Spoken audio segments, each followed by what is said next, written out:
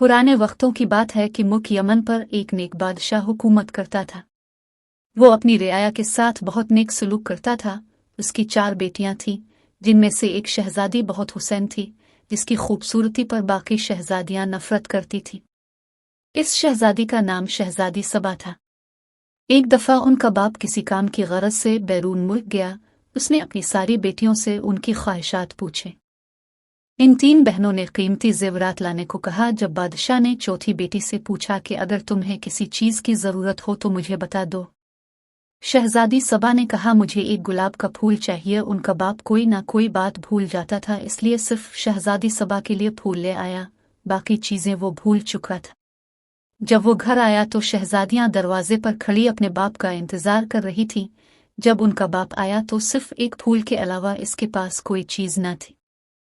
शहजादियों ने अपने बाप को बुरा भला कहकर बाप की नाफरमानी की। शहजादी सबा कमरे में जाकर रोने लगी। इसका बाप कमरे में आया और आस का फूल इसे दे दिया। बादशाह ने कहा दुनिया में सबसे ज्यादा कीमती चीज़ वालिदैन की खिदमत है। चुनांचे जब बादशाह दूसरी मर्तबा बैरून मुल्क गया तो सब ने अपनी अपनी चीज़ें लाने के लिए कहा, मगर शहजादी सबा इस पर खामोश रही। उसने सोचा कि इस बार कोई ऐसी बात ना हो कि जिससे मेरे बाप का दिल दुखे। तो बादशाह ने अपनी बेटियों के लिए जेवरात लिए। रास्ते में एक जंगल था।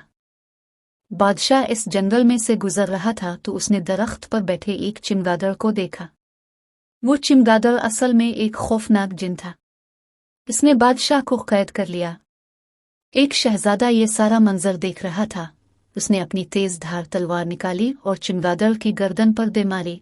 चमगादड़ इसी वक्त मर गया। शहजादा बादशाह को महल ले गया और उनकी बेटियों को सारा माजुर्रा सुना दिया। शहजादियां अपने बाप के पास आईं और अपने बाप से नाफरमानी पर मुआफ़ी मांगी। बादशाह ने इस वक्त अपनी सारी बेटियों में से सबा पर फख्र महसूस किया और अपनी सारी बेटियों को गिले लगा लिया। सब हंसी खुशी रहने लगी। देखा बच्चों, मिलजुल कर रहने से बरकत होती है। हमें भी चाहिए कि शहजादी सबा की तरह अपने वालिदैन की खिदमत करें और ऐसी बात ज़ुबान पर ना लाएं जिससे वालिदैन का दिल दुखे।